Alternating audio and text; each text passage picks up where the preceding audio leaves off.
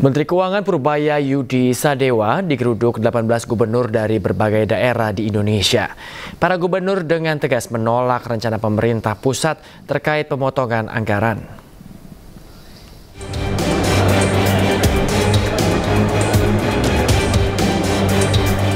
Menteri Keuangan RI Purbaya Yudi Sadewa menerima Asosiasi Pemerintah Provinsi seluruh Indonesia dalam pertemuan yang membahas penguatan sinergi fiskal melalui mekanisme transfer ke daerah dan dana bagi hasil. Ada sekitar 18 gubernur se-Indonesia yang mendatangi kantor Kementerian Keuangan di Jakarta Selasa pagi tadi. Dalam kesempatan tersebut, 18 gubernur menegaskan tak setuju dengan pemotongan anggaran daerah yang dilakukan Menkyu Purbaya. Itu normal, cuman kita lihat aja gimana kalau mereka mau bangun daerahnya kan harusnya dari dulu udah bagus anggarannya, nggak ada yang hilang sana sini. Tapi salah satu concern adalah di sana adalah banyak melesetnya. Tapi saya pikir juga kelihatannya kebanyakan juga yang dipotong. Tapi saya akan lihat keadaan uang saya seperti apa nanti akhir triwulan memasuki pertengahan triwulan kedua tahun 2026 nanti. Kalau emang ekonominya udah bagus, pendapatan pajaknya naik, Kortex lebih bagus, bea cukai nggak ada bocor, pajak juga nggak ada bocor, harusnya kan naik semua kan. Kalau naik semua kita bagi. Sementara itu, Gubernur Aceh Muzakir Manaf menegaskan bahwa pemerintah Aceh tidak setuju dengan rencana pemerintah pusat yang akan memotong transfer dana ke daerah Aceh juga provinsi lain. Menurut Muzakir Manaf, kebijakan tersebut akan berdampak serius terhadap stabilitas fiskal daerah. Hal serupa juga disuarakan Gubernur Maluku Utara, Serly Joanda. Bukan supaya tidak antara kita lihat, karena itu beban semua di provinsi masing-masing. Ya dalam 20%. Dengan perencanaan dana transfer pusat ke daerah yang ada saat ini hanya cukup untuk belanja rutin. Belanja infrastruktur jalan jembatan itu menjadi berkurang, sehingga kita minta untuk tadi yang katakan Pak Gub Aceh untuk jangan ada pemotongan. Pak Menteri Keuangan akan mencari solusi yang terbaik bagaimana sehingga pertumbuhan ekonomi di daerah tetap jalan dan stabil. Diketahui selain Gubernur Aceh dan Gubernur Maluku Utara yang hadir di Kemenkyu guna melakukan audiensi, ada pula Gubernur Jambi sekaligus Ketua APPSI Al-Haris, Gubernur Kalimantan Timur Rudi Masud, serta Gubernur Sumatera Utara Bobi Nasution. Dari Tim Liputan iNews melaporkan. Pemirsa, sidang gugatan Hotel Sultan terhadap Setnek RI melalui Pusat Pengelola Komplek Gelanggang Olahraga Bung Karno atau PPKGBK kembali digelar di PN Jakarta Pusat Selasa siang.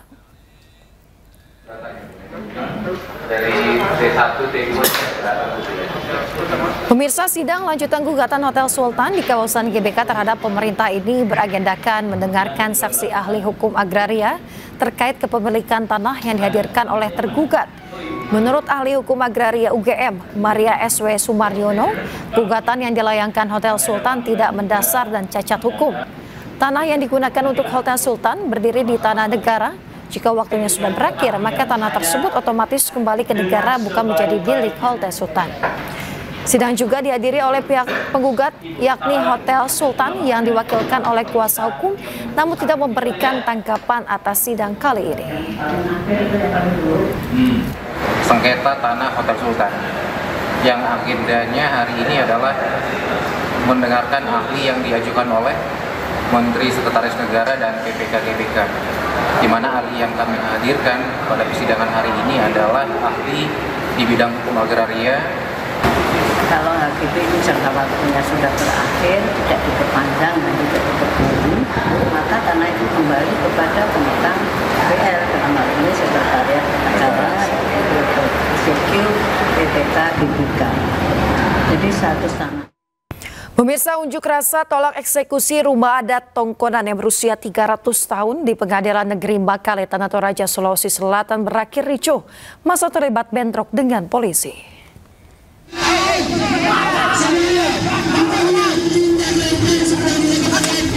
Kericuan terjadi saat masa aksi hendak membakar keranda mayat dan ban bekas di halaman kantor Pengadilan Negeri Makale, Tanah Toraja, Sulawesi Selatan. Massa marah karena polisi merampas ban bekas yang hendak dibakar. Emosi massa kian memuncak saat pihak pengadilan menolak menemui pendemo yang sejak siang hingga sore berorasi. Massa yang menamakan diri Solidaritas Mempertahankan Identitas Adat dan Budaya Toraja menuntut agar eksekusi rumah adat Tongkonan Kapun berusia 300 tahun dibatalkan. Namun pihak pengadilan menyatakan eksekusi untuk sementara ditunda pelaksanaannya. Itu eksekusi kami tolak. Tetap menolak eksekusi? Ya, saya sampaikan tadi bahwa kalau dia paksa, pokoknya kami melawan dengan tumpahan darah. Kami semua kalau bisa mati di situ. Ketua pengadilan mempertimbangkan berdasarkan masukan dari Bupati Tanah Toraja. Selain itu dari DPRD Tanah Toraja. Begitu. Kemudian adanya tawaran opsi dari pihak termohon eksekusi, dalam hal ini keluarga yang mengatasnamakan Tongkonan Kapun.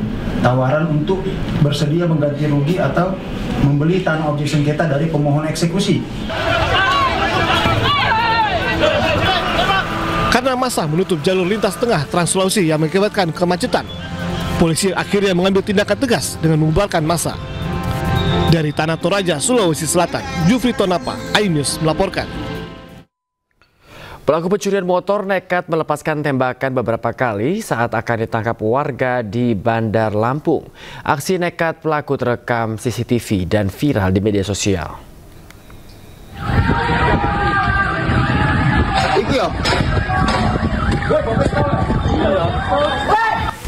Aksi brutal kawanan pencuri motor terjadi di Bandar Lampung, Lampung. Kali ini terjadi di depan Rumah Sakit Bayangkara dan kantor Direktorat Lalu Lintas Polda Lampung, Jalan Pramuka, Kecamatan Raja Basa, Bandar Lampung. Aksi ini terekam kamera warga memperlihatkan dua pelaku melaju menggunakan satu unit sepeda motor. Salah satu pelaku terlihat melepaskan tembakan berkali-kali ke arah warga yang menghalangi. Warga hanya bisa melawan dengan melempari batu. Pelaku berhasil melarikan diri. Memang benar itu terjadi pada hari Minggu tanggal 5 Oktober ya 2025 sekira pukul 09.45 di pinggir jalan depan gerbang masuk Rumah Sakit Bayangkara Raja Basa Kota Bandar Lampung. Ada kejadian itu ada korban? Untuk saat ini belum ada. Hingga kini polisi masih melakukan penyelidikan untuk mengidentifikasi dan memburu para pelaku yang meresahkan warga. Dari Bandar Lampung, Andres Avandi, iNews melaporkan. Pemirsa, diduga rem tidak berfungsi, sebuah truk trailer terlibat kecelakaan beruntun dengan menabrak 6 kendaraan di Jalan Nasional Sukabumi, Bogor, Jawa Barat. Tidak ada korban jiwa dalam peristiwa ini.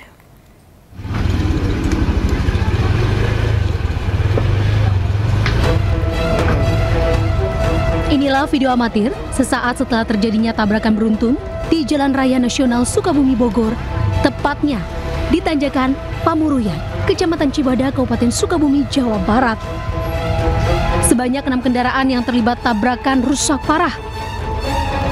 Diduga kecelakaan terjadi akibat rem truk trailer yang bermuatan roda alat berat tidak berfungsi saat melintas di turunan Pamuruyan. Pengemudi hilang kendali dan menabrak 6 kendaraan yang ada di depannya hingga ringsek. Akibat kecelakaan tersebut, arus lalu lintas dari arah Sukabumi menuju Bogor maupun sebaliknya sempat mengalami kemacetan parah hingga 5 km. Tidak ada korban jiwa dalam kecelakaan tersebut, namun sejumlah kendaraan mengalami kerusakan berat. Dari Sukabumi, Jawa Barat, Budi Setiawan melaporkan. Pemirsa, tak dapat mengendalikan laju sepeda motor yang ditumpanginya. Dua ibu-ibu menabrak rumah warga di Sukaraja, Kabupaten Bogor, Jawa Barat. Kencangnya kecepatan motor membuat tembok rumah jebol.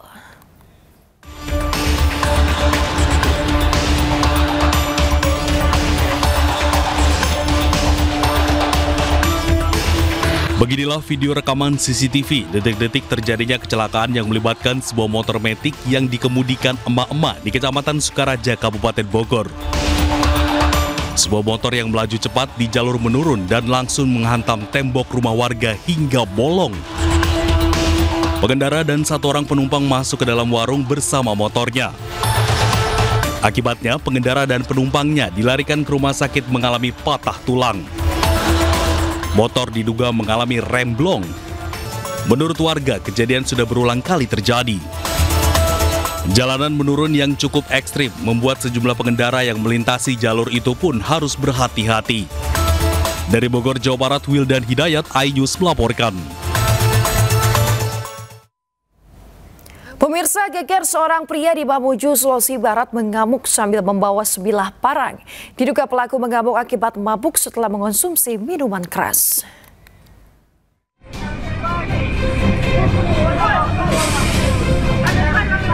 Beginilah video viral yang terekam warga. Memperlihatkan seorang pria berinisial DW mengamuk sambil membawa sebilah parang. Kejadian terjadi di Jalan Tuna, Kelurahan Kali, Kabupaten Mamuju, menghebohkan warga sekitar. Pelaku diduga dalam pengaruh minuman keras. Polisi dan warga membujuk pelaku untuk menyerahkan diri, namun pelaku menolak dan melarikan diri ke sebuah warung milik warga sebelum akhirnya menuju ke arah jembatan. Setelah tiba di pinggir jembatan, pria tersebut diduga menceburkan diri ke dalam sungai. Orang laki-laki berinisial DW, umur 35 tahun, mengamuk sambil membawa parang yang dalam keadaan habis mengkonsumsi minuman keras. Menurut pihak kepolisian, saat ini pelaku sudah berhasil ditemukan oleh petugas. Dari Mamuju, Sulawesi Barat, Frendi, iNews melaporkan. Pemirsa, seorang pria acungkan senjata tajam membuat warga histeris di Jeneponto, Sulawesi Selatan. Dari hasil pemeriksaan awal, pelaku mengaku dendam kepada korban.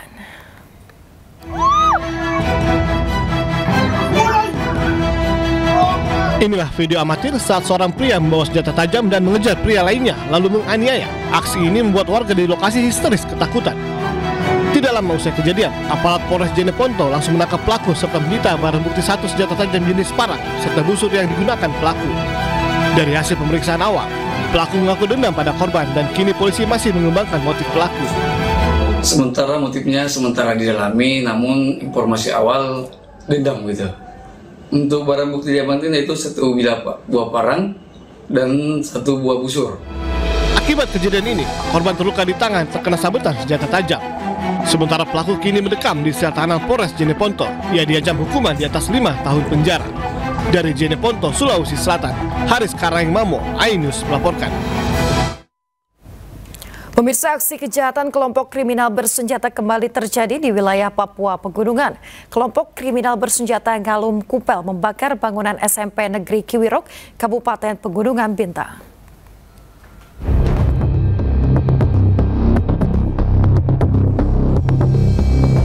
Bangunan SMP Negeri Kiwirok di Desa Sopamigma, Distrik Kiwirok, Kabupaten Pegunungan Bintang hangus dibakar kelompok kriminal bersenjata Ngalum Kupel.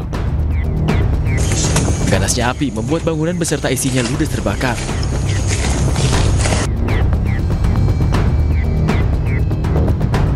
Untuk mencegah aksi lanjutan, petugas gabungan dari Satgas Operasi Damai Kartens, Satgas Pamtas Yonif RK 753, hingga kepolisian dari Polsek Distrik Kiwirok datang ke lokasi.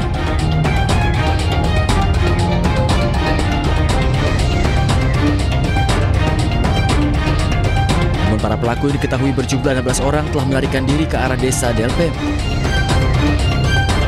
Korps Damai Kartens mengecam keras aksi pembakaran tersebut. Serangan terhadap sekolah adalah tindakan keji yang menargetkan masa depan anak-anak Papua. Penyerangan terhadap sekolah adalah bukti nyata kekejaman kelompok kriminal bersenjata, merusak masa depan generasi Papua dan menebar ketakutan di tengah masyarakat. Satgas Operasi Damai Kartens akan terus hadir menjaga keamanan dan harapan. Pada tahun 2021, bangunan SMP Negeri Kiwirok juga pernah dibakar oleh kelompok tersebut. Sejak saat itu, proses belajar mengajar terpaksa dipindah ke SMP Negeri 1 Oksibil. Dari Jayapura, Papua, Freddy Nuboba, iNews melaporkan. Dua sekolah internasional di Kabupaten Tangerang dan Tangerang Selatan, Banten mendapat ancaman bom melalui pesat sikat. Namun pemirsa, tim penjinak bom tidak menemukan benda berbahaya di dua sekolah tersebut.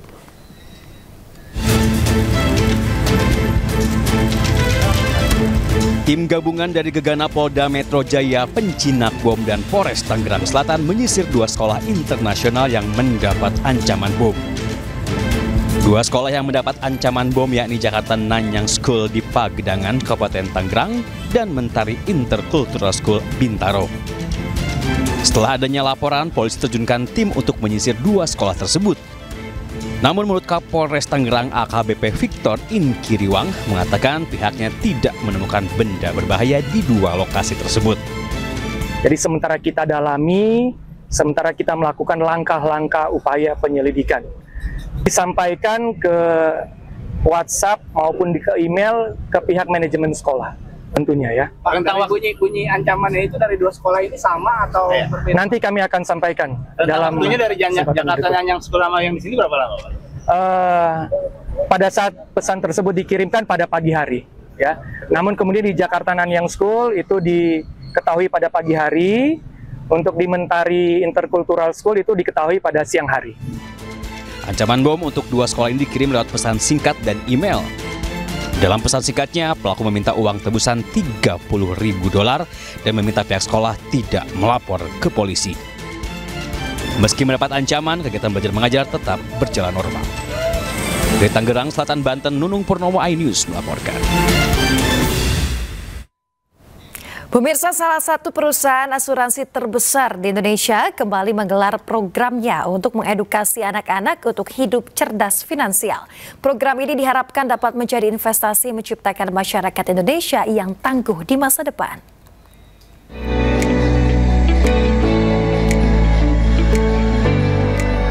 PT Prudential Life Assurance atau Prudential Indonesia bersama Prudence Foundation dan Prestasi Junior Indonesia menggelar sebuah program bertajuk Cacing.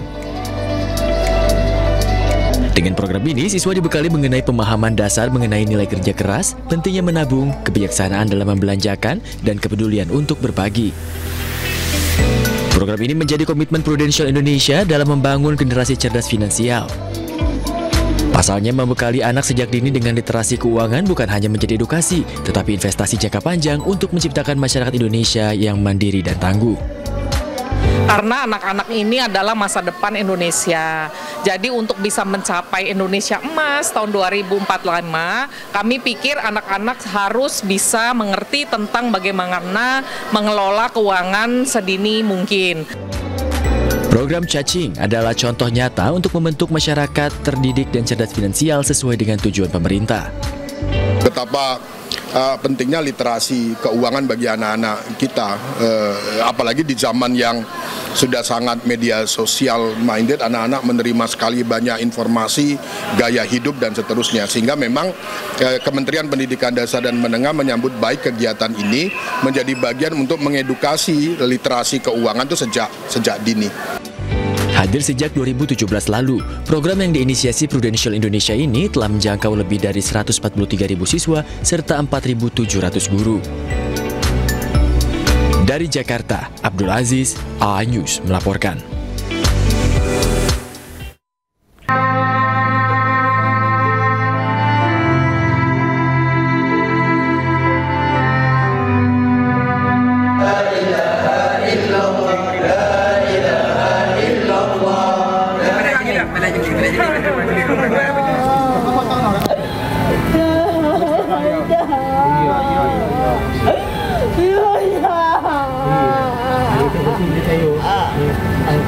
Bertahap Bu, masih hati-hati dokter-dokter.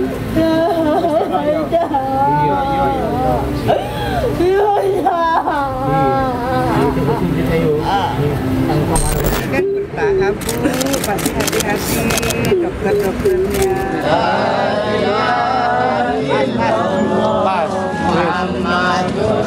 Berapa sudah?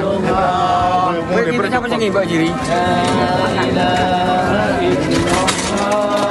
La ilaha illallah.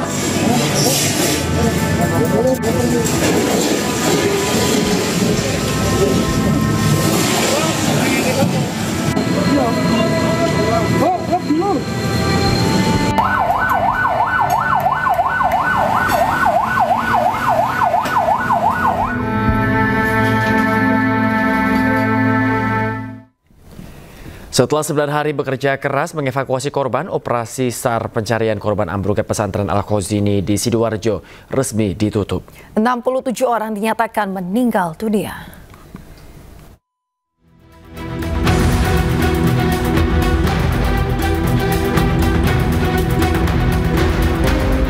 Setelah 9 hari bekerja mencari korban ambruknya pesantren Al-Khozini di Sidoarjo, operasi SAR akhirnya resmi ditutup.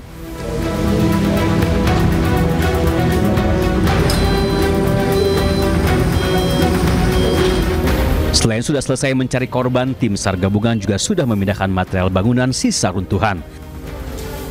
Lokasi pondok pesantren yang awalnya penuh dengan puing, sejak Selasa pagi sudah bersih dan rata dengan tanah. Selama 9 hari bekerja keras, tim SAR berhasil mengevakuasi 171 orang, termasuk potongan tubuh. 104 orang selamat, sementara 67 orang dinyatakan meninggal dunia. Sehingga kegiatan yang telah dilaksanakan sejak tanggal 29 September dan hari ini masuk di hari ke-9, kita telah menyelesaikan pelaksanaan operasi pencarian dan pertolongan terhadap korban. Terkait ambruknya Ponpes Al-Khozini, Menteri Pekerjaan Umum Republik Indonesia Dodi Hanggono akan berkoordinasi dengan pihak terkait untuk melihat izin dari Ponpes tersebut. Nah, itu nanti kita akan koordinasi dengan PBG itu sendiri, karena kewenangannya dari DPM, jadi kita mesti koordinasi dengan Kementerian Dalam Negeri dan Kementerian Agama. Senin sore 29 September menjadi hari penuh duka, khususnya bagi para santri di Ponpes Al-Khozini. Bangunan yang sedang dalam tahap pengecoran mendadak runtuh, menimbun ratusan santri yang sedang sholat asar. Dari Sidoarjo, Jawa Timur, Hendri Aprilia, Ade Supriyatna, iNews melaporkan. Isak tangis mewarnai pemakaman santri korban ambruknya pesantren Al-Khozini di Sidoarjo, Jawa Timur. Meski terpukul, keluarga mengaku ikhlas.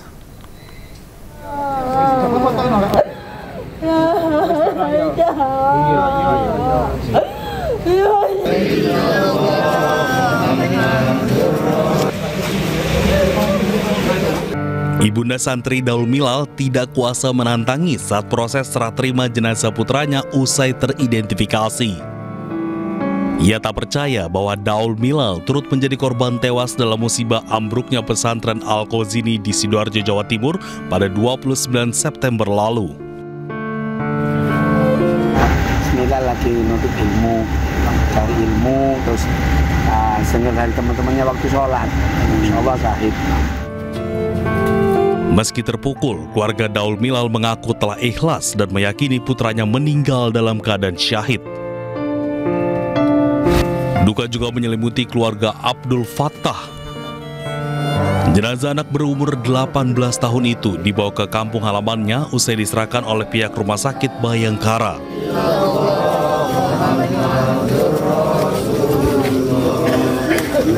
Selanjutnya, jenazah disolatkan sebelum dimakamkan. Suasana haru menyelimuti keluarga dan warga sempat turut mengantar kepergian almarhum ke peristirahatan terakhirnya Senin dini hari. Untuk yang Cilingi ini Abdul Fattah, ini yang Cilingi Asim Nobel, untuk yang Tampilangan Arif ini. Itu berapa kira-kira santri di Sampang itu yang ketahui, saya mengetahui yang jadi korban? Untuk yang Sampang menurut informasi nih ya, kita belum valid, itu yang korban itu ada 7. Ada 7. Ada 7, termasuk yang kemarin yang ngajian. Total semua hemat Pak BBD mungkin tahu santri? Untuk yang teridentifikasi itu ada 2. Untuk yang sekarang, yang di Cilingi sama yang Tampilangan. Almarhum Abdul Fattah, salah satu remaja yang menjadi korban meninggal dunia akibat reruntuhan bangunan di Pondok Pesantren Al-Khozini, Kecamatan Buduran, Kabupaten Sidoarjo, Jawa Timur. Dari Jawa Timur, Tim Liputan iNews melaporkan.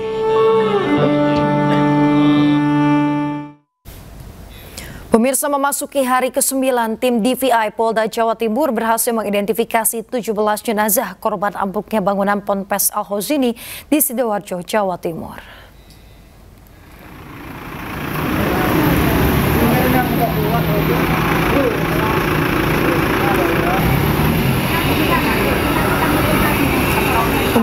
Setelah diidentifikasi, ke-17 jenazah diserahkan kepada keluarganya untuk dimakamkan.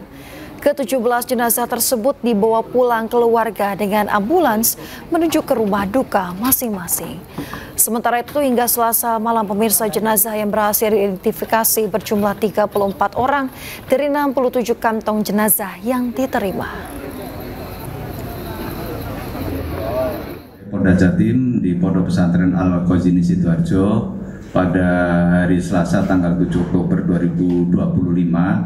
Tim DPI Polda Jatim telah berhasil melaksanakan identifikasi terhadap 18 kantong jenazah yang terdiri dari 17 jenazah dan 1 body part.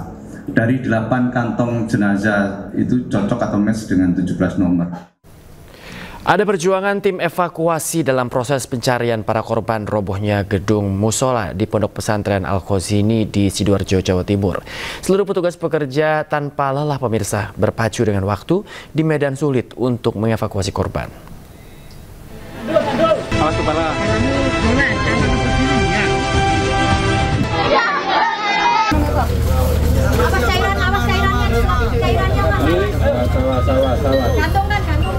Kecepet ya.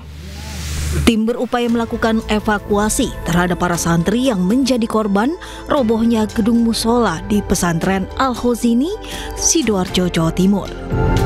Tanpa lelah, para petugas bekerja selama 24 jam bergantian, berpacu dengan waktu, menyisir sejumlah sektor yang menjadi titik korban tertimbun reruntuhan bangunan. Kamu bantu tarik ini ya, guys ya. Tandu. Nggak ada ya, cuma perut kecepet ya. Dia di sebelah kiri, Jess ya? Iya. Haikal. Ya. Kamu yang sakit apa, Nak?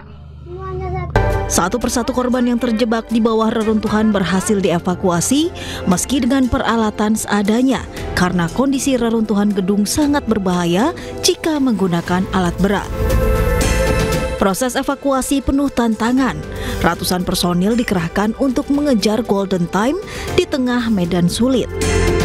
Tim harus menghadapi medan reruntuhan yang sempit dan berbahaya. Meski demikian, tim evakuasi berhasil menyelamatkan sejumlah santri yang terjebak di bawah reruntuhan dengan selamat. Sudah, kita tidak ada tua yang muda. Pokoknya kita bersama. Ayo kita gotong royong. Gimana? Karena ini pihak korban, Pak. Kecewa, gitu loh. Oh, tidak bisa. Kita pengennya sebuah ayo kerja. Itu lagi kerja alat berat, Mas. Iya, bareng-bareng nggak apa-apa. Alat berat khawatirnya nanti kalau keselamatan sampai lebih bahaya. Yang sewu. Proses evakuasi korban dari reruntuhan tidak hanya menemui kendala pada medan yang sempit dan alat, namun juga proses sejumlah keluarga korban yang meminta tim penyelamat untuk segera menggunakan alat berat. Namun tim tidak berkecil hati. Melalui pimpinan regu penyelamat, mereka menjelaskan semua konsekuensi yang dihadapi jika alat berat dikerahkan untuk mengangkat puing reruntuhan gedung kepada orang tua korban. Ayo, lancar. Boleh bantu tekan aja enggak apa-apa?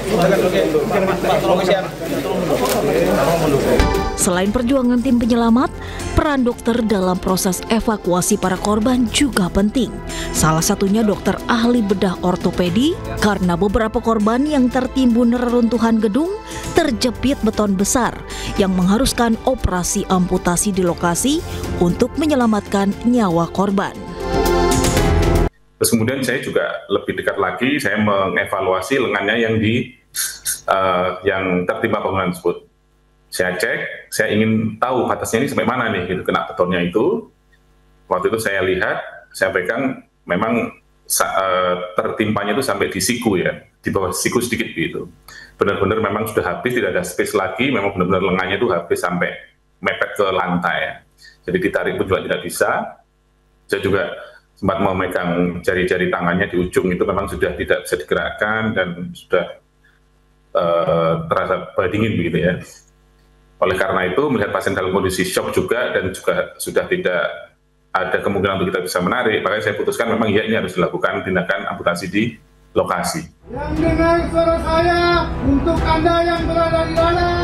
Setelah 4 hari tim evakuasi berjibaku penuh kehati-hatian, tim memutuskan untuk menggunakan alat berat setelah tim tidak lagi menemukan tanda-tanda kehidupan dari bawah reruntuhan gedung.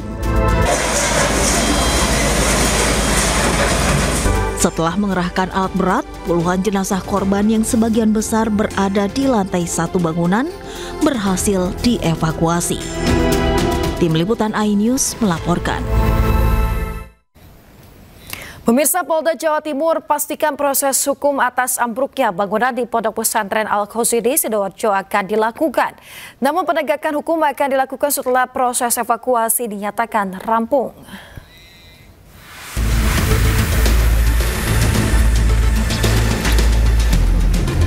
Kabid Humas Polda Jawa Timur, Kombes Pol Jules Abraham Abbas kemarin Senin menegaskan Polda Jawa Timur akan melaksanakan penegakan hukum atas ambruknya bangunan musola Pondok Pesantren Al-Qazini Sidoarjo, Jawa Timur.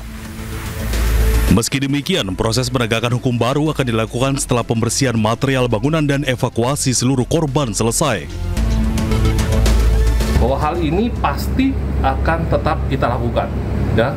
Namun tentu menunggu dari proses pembersihan, proses evakuasi seluruh korban ini berhasil dilakukan. Nah, informasinya tentu kami akan update, kami akan terus bersinergi terlebih dahulu dengan teman-teman yang ada di SAR gabungan, ya. Kemudian nanti bila mana sudah selesai, barulah kami akan menindaklanjuti dengan upaya penegakan hukum.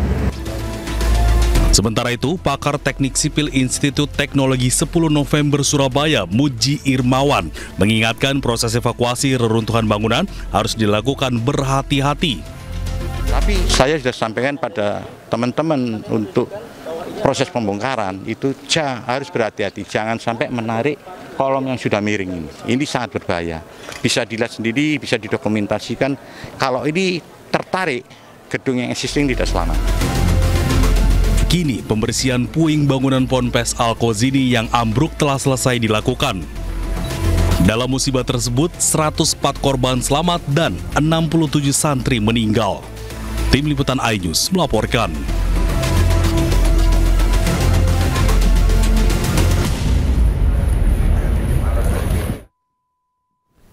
Menteri Koordinator Pemberdayaan Masyarakat Muhaimin Iskandar bertemu Menteri Agama Nazaruddin Umar.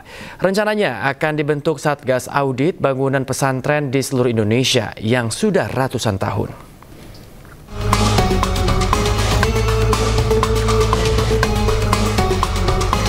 Menyusul ambruknya bangunan Pondok Pesantren Al-Qazini Sidoarjo, Jawa Timur, pemerintah akan mengaudit dan mendata bangunan pondok pesantren di seluruh Indonesia.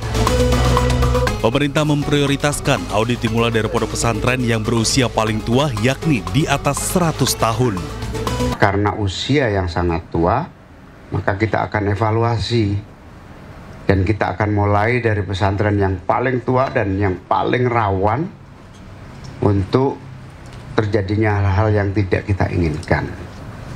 Nah, saya dengan Pak Menteri Agama, nanti juga dengan berbagai kementerian, akan terus melakukan kerja-kerja bersama mengatasi berbagai hal menyangkut penyelamatan pesantren-pesantren dengan usia yang sangat tua di atas 100 tahun dan bangunan-bangunan yang rawan.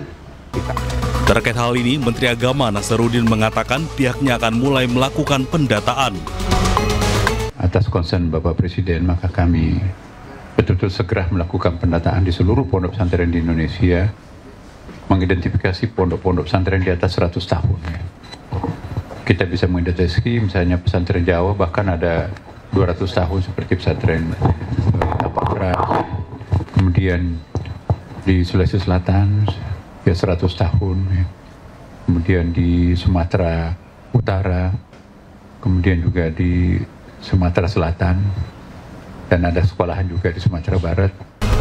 Sebelumnya, Menteri Pekerjaan Umum Dodi Hanggodo menyatakan hanya 50 pondok pesantren di Indonesia yang memiliki persetujuan bangunan gedung. Dari Jakarta, Anissa Rizkia, Dimas Winardi, iNews melaporkan. Pemirsa, pemerintah melalui Kementerian Pekerjaan Umum akan membangun ulang gedung Pondok Pesantren Al-Hozini di Sidoarjo, Jawa Timur. Terkait besaran anggaran, Kementerian PU masih melakukan perhitungan bersama pihak terkait. Revitalisasi Ponpes Al-Hozini gimana, Pak? Sudah ada. Kan, berapa itu, Pak? Detailnya kan ini kan baru selesai semua ya. Sudah dibersihkan. Tim dari Direktur Jenderal Proses Strategis akan masuk untuk ngecek mana yang, tapi perakhiran saya kemarin saya ke sana itu bangunan yang warna hijau itu kayak masih lebih murah kan kalau dirobohkan, jadi bangun baru dari nol. Kita tambah sulam. Pengacara Hotman Paris mempertanyakan bukti kerugian negara dalam penetapan tersangka Nadiem di sidang pra-peradilan yang digelar di PN Jakarta Selatan. Sementara itu, pemirsa, Kejagung meminta majelis hakim tolak pra-peradilan Nadiem karena dianggap cacat formal.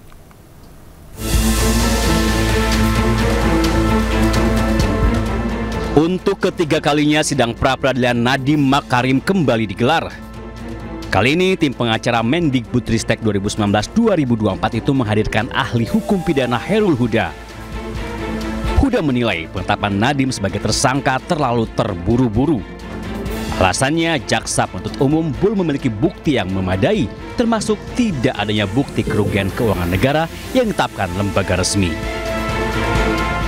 Nah, yang jadi persoalan adalah apa yang dianggap sebagai kerugian keuangan negara itu harus didasarkan pada, pertama, perhitungan yang dilakukan oleh mereka yang mempunyai kapasitas melakukan perhitungan dan ditetapkan oleh lembaga yang mempunyai kewenangan untuk menyatakan adanya kerugian keuangan negara.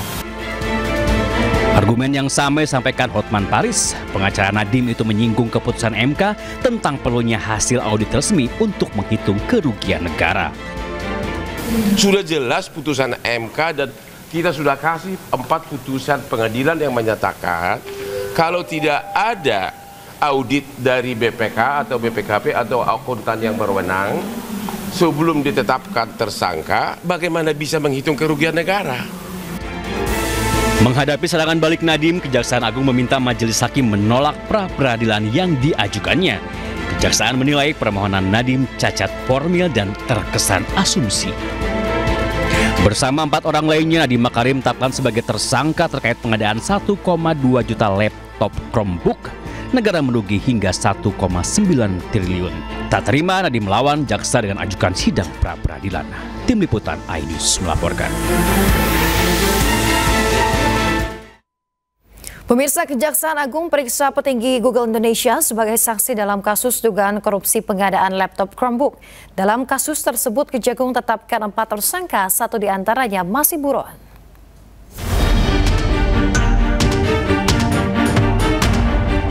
Kejaksaan Agung terus menyelidiki kasus dugaan korupsi pengadaan laptop Chromebook dengan salah satu tersangka, Nadiem Makarim. Terbaru, Kejaksaan Agung meriksa Direktur Hubungan Pemerintah dan Kebijakan PT Google Indonesia, inisial PRA, sebagai saksi.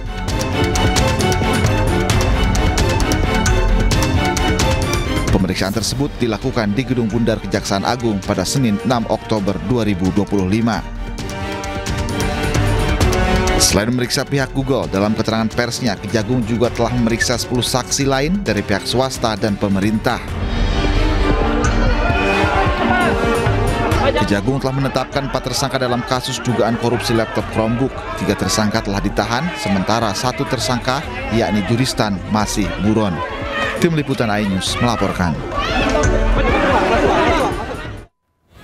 Kita ke informasi lain, pemirsa. 2 tahun perang merubah kehidupan warga Gaza menjadi perjuangan bertahan, mencari makan dan obat-obatan. Warga terus mengungsi walau tak ada tempat yang benar-benar aman.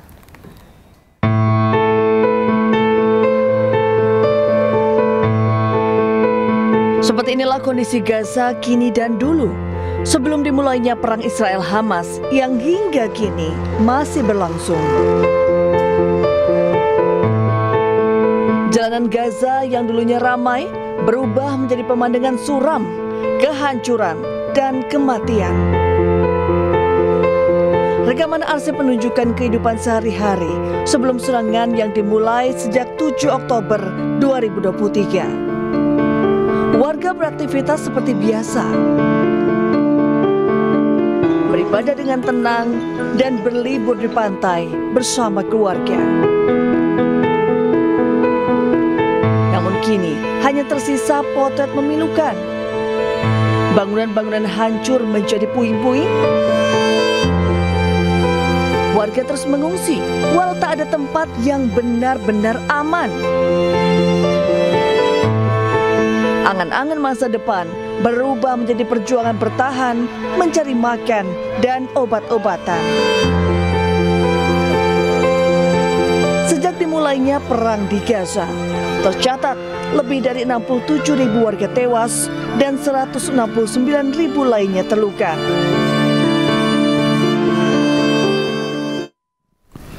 Dua tahun sudah Israel membombardir Palestina. Berbagai penderitaan pun harus dialami oleh warga Gaza di tengah genosida berkepanjangan.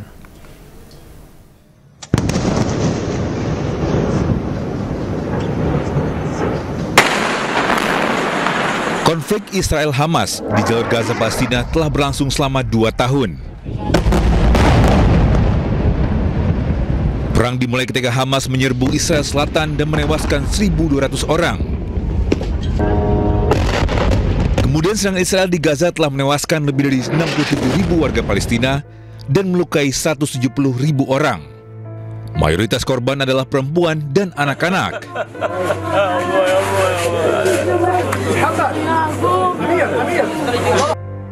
Sementara itu, banyak warga Gaza menderita gizi buruk dan kelaparan. Israel memblokade jalur distribusi bantuan untuk warga Gaza. Komisi Penyidikan PBB, sejumlah organisasi hak asasi manusia dan masyarakat dunia menilai Israel melakukan genosida di Gaza.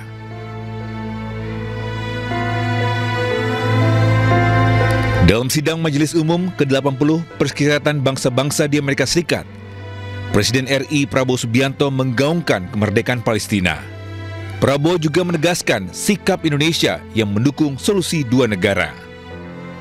Sementara itu, Perdana Menteri Israel Benjamin Netanyahu tetap bersikeras menyatakan tidak akan ada negara Palestina. Pemirsa, 2 tahun berlalu sejak konflik Hamas-Israel pecah pada tanggal 7 Oktober 2023 lalu. Untuk bertahan hidup, warga Gaza harus berpindah pengungsian sebanyak 5 kali, termasuk di lahan pembuangan sampah.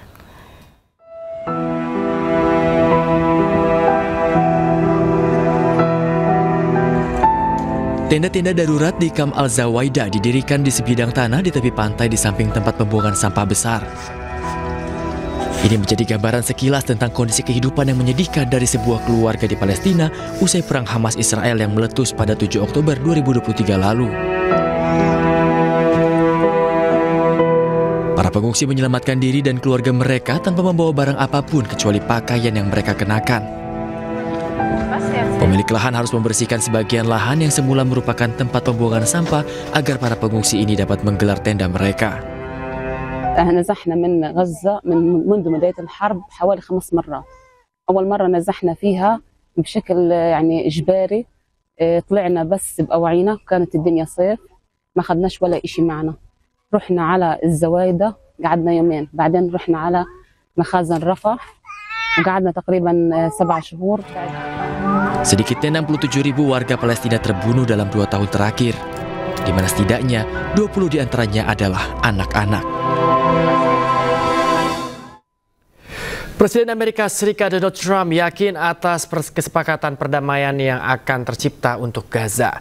Dirinya juga membantah isu yang mengatakan adanya perselisihan antara dirinya dan Netanyahu.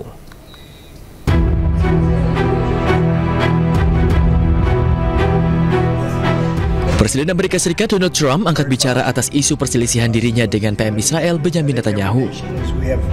Isu perselisihan ini muncul usai adanya laporan yang mengatakan Trump menelpon PM Israel itu memintanya untuk berhenti bersikap negatif dan menerima keputusan Mossad.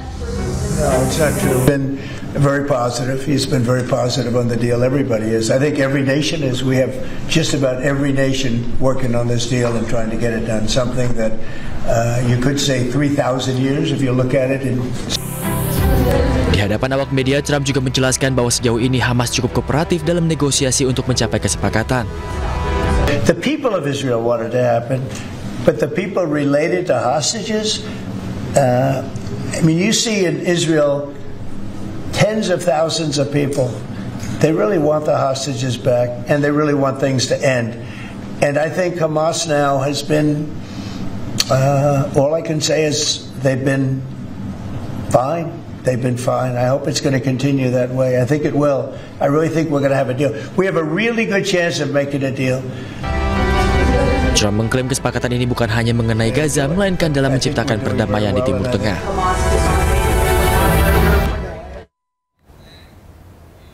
Pemirsa, ribuan bunga popi kertas yang ditanami benih disebar di luar Kementerian Luar Negeri Spanyol di Madrid pada hari Senin waktu setempat untuk memberi penghormatan kepada para korban konflik Gaza yang hampir memasuki tahun kedua.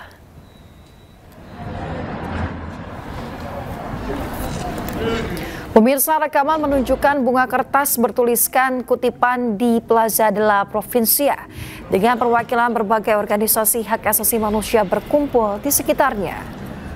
Bunga popi tersebut mewakili 230.000 tanda tangan yang telah dikumpulkan organisasi tersebut untuk mengecam genosida di Gaza. Tercatat 67.160 orang tewas dan 169.679 orang terluka sejak Israel memulai serangannya di Gaza pada 7 Oktober 2023. Sementara itu, pemirsa, kelompok militan Palestina Hamas berada di Kairo, Mesir untuk merundingkan rencana perdamaian Gaza Presiden Amerika Serikat Donald Trump. Sementara itu, Israel melanjutkan serangan militernya di daerah kantong tersebut.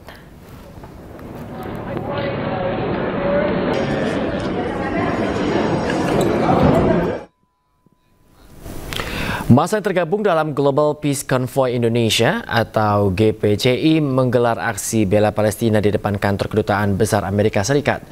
Masa menyerukan protes atas blokade di Gaza, Palestina.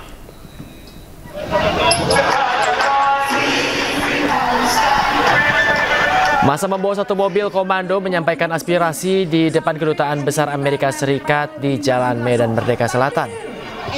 Masa menyerukan protes terhadap blokade yang terjadi di Gaza oleh tentara Zionis Israel. Masa juga membawa sejumlah poster berisikan protes atas pencegahan kapal-kapal Global Summit Flotilla yang tengah menuju Gaza. Aksi dihadiri sejumlah tokoh, diantaranya Ustadz Felix Xiao. Arus lalu lintas juga, pemirsa, di sekitar Kedubes Amerika Serikat ini tersendat imbas aksi ini.